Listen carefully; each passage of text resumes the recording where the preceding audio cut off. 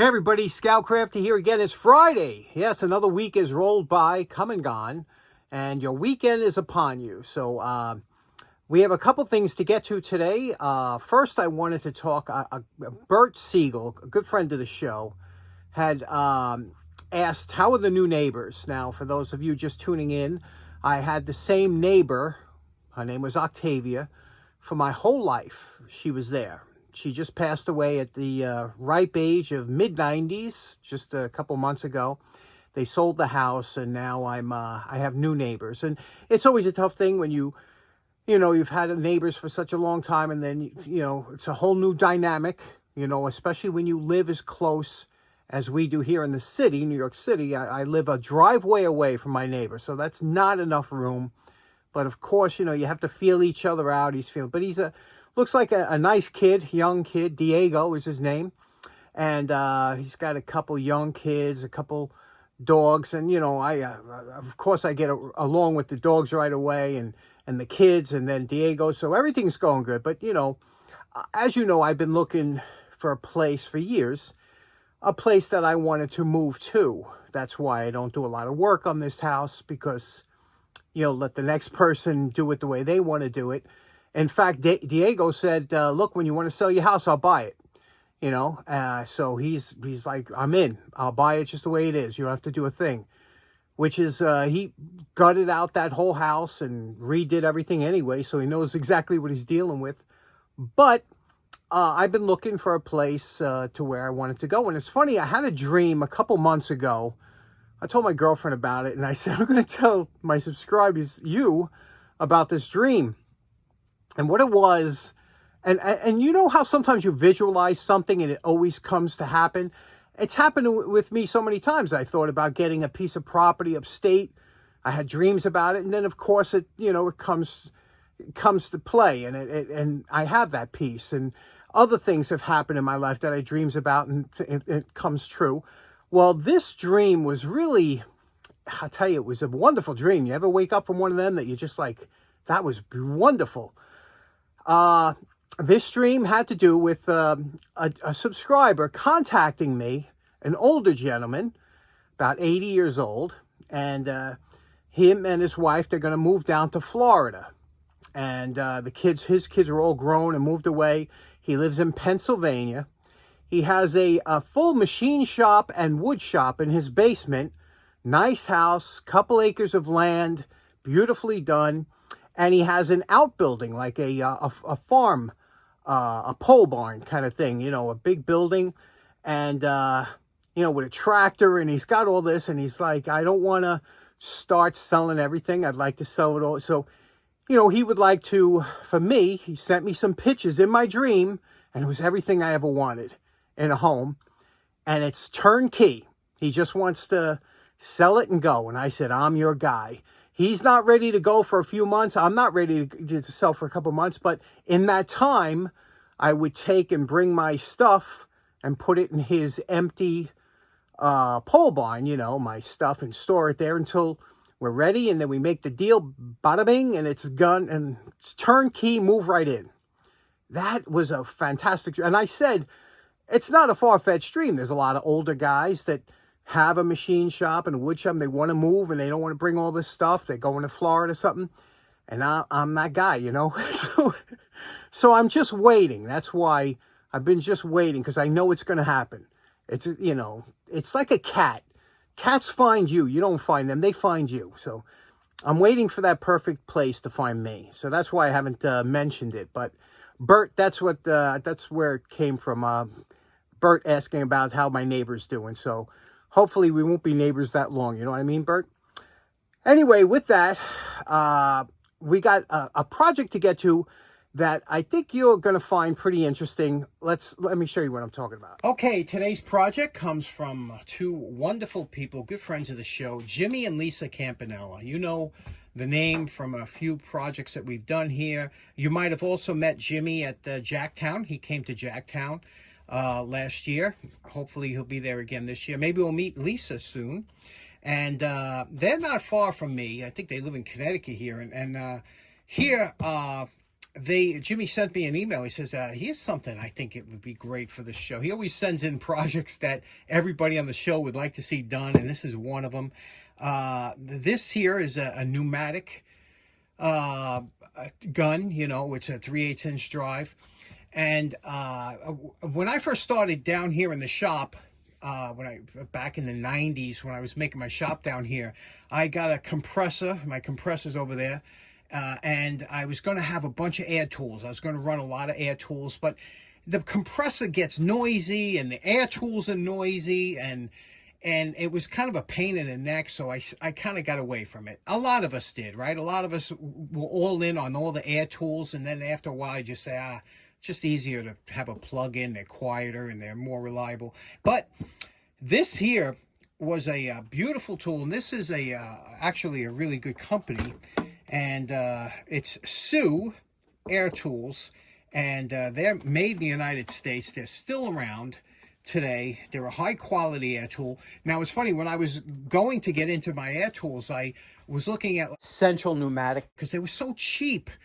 You could buy them at Harbor Freight and everything, really dirt cheap, the tools. And they look the same, but I don't know. I went to this company in College Point that fixed pneumatic tools, and I spoke to an old timer there, and I said, listen, I'm thinking of getting into buying some air tools. Is there anything I should know? And the guy says, you know what? For what you're going to use it for, those Central Pneumatic, they'll be fine. All you have to do is just make sure you lubricate them before each use, and you'll never have a problem. And the guy was right. But let me show you how cool this is. This is a kind of a handheld. Okay, remember, it's a Sioux. And you can see how this works. Here's your drive, and it also came with a, now this is unusual, right?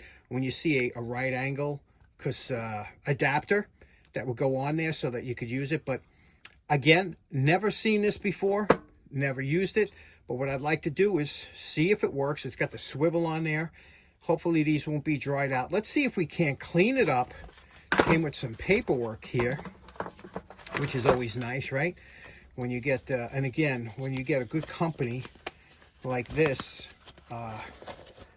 look at this, care and general information. So we'll look through this, see if there's any, maybe sometimes they have an exploded diagram.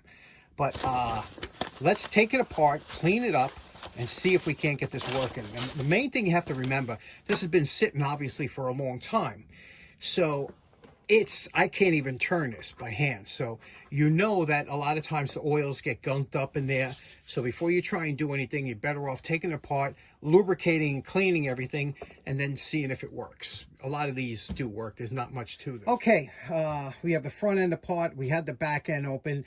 There's very little hours on this tool. And when there's very little hours, there's no sense in going crazy because, it's not worn out. There's nothing worn on here. The only thing that was in the front here, which I cleaned up, you could see you get areas like this that you will wipe down, and you check. If you see over here, you have an O-ring. Now, you got to be careful. You start pulling these O-rings off if you don't have replacements, and some of those are unusual size.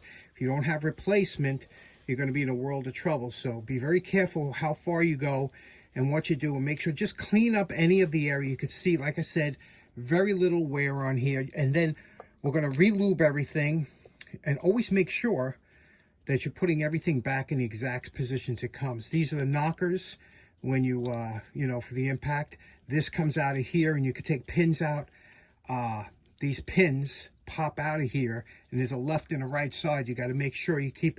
So this is all things you have to just keep considered. But a lot of times they just need a good cleaning, and we'll talk about lubrication in a minute. It's funny because it says grease in here, and there is a type of grease, and I don't know, grease a lot of times they know what they're calling for, but we're going to replace it with a thick, good air oil. Now, this rocker on top controls your forward and reverse, and you have to be very careful with these gaskets here. See, this gasket it's almost extremely brittle. You have to be very careful that you don't crack it because air will leak. And we're calling this project done as far as here goes. Now, we took everything apart. Everything's been clean, lubricated. There was really nothing wrong that I could see. This was frozen. We freed this up. This is you can more or less like your torque, how much you want to have on here. It goes 1 through 8. This here was frozen. Cleaned this up, took the yoke out. Now, how this works is this rubber, there's a rubber collet here. You see that? That sleeve that goes over the top there? That comes off, and then you could put on this right angle adapter. And you can see here, I'm just putting a thing in here. Lubricated this all up. You know, this is all free spinning now.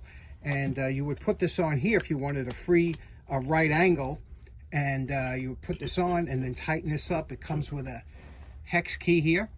You could tighten that up and make it into a right angle. Or you could use it like this, which I'm sure a lot of people did use it just like this. But we cleaned it up. Again, it's a little oily because everything's been lubricated inside. I use a special air tool oil that I have. I actually bought a quart of it.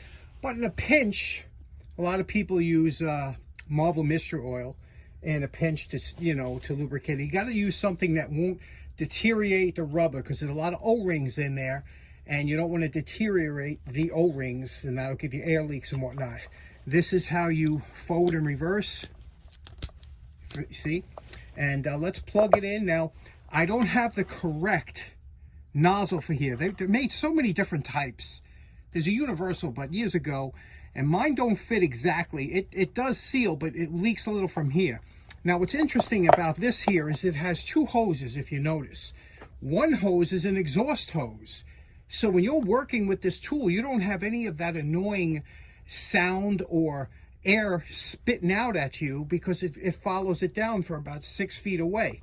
So that's pretty, you know, pretty interesting. I've never seen that before, have you? So let's plug this in and give it a test run. Okay, if you hear any air leaking, it's down the coupler there, but here we go. Now, it don't sound loud because the exhaust is all the way 6 feet away. Let's try it the other way. How nice is that, huh? And then if you put the here on, if you take this off here and you put it on, I'll show you what that looks like. Okay, I put here on now. I'm going to hold this here so you can hear the pneumatic action, okay? The braking here. Okay, and I'll put it on the other way. Okay, I'm out of air now, but do you see it? It works. That's the hammer knocking. Now, the only drawback with these impact wrenches, especially with the regular homeowner like me, is that it requires either a really heavy-duty compressor that has a high CFM, cubic feet per minute. You need a lot of air pressure to run one of these. Same thing with a die grinder, you know, that uses anything that spins air. You need a heavy-duty compressor. You know, the regular compressor I'm using here, you know, you really can't use it for this. It just doesn't have enough air. Also, your air lines, you see here, this is a low volume. It's only a 1/4 inch hole in there. Now, if you're going to run anything like this, you know, you really want more volume of air. You're going to want a 3/8 of an inch.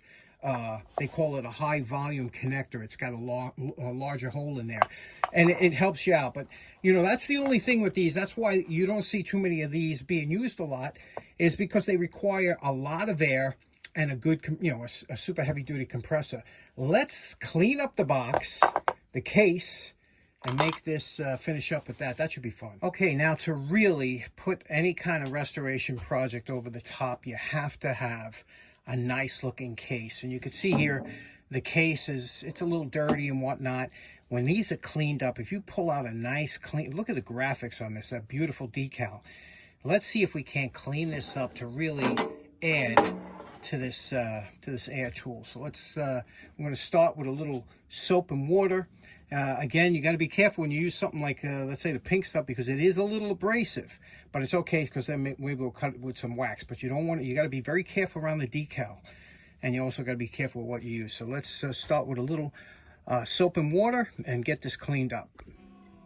Now, after a cleaning with soap and water, we're going to first start with a little polishing compound, and we're going to go over it lightly and buff it out. And then we're going to finish up with a little McGuire's cleaner wax, and then go over it with, again, buffing it out. Now you remember what the case looked like before we gave it a little bit of a clean up. Okay, there we go. Calling this project done. How nice did this case come out, huh? I mean, it's, well, What a nice decal. I love when they did stuff like that back in the day.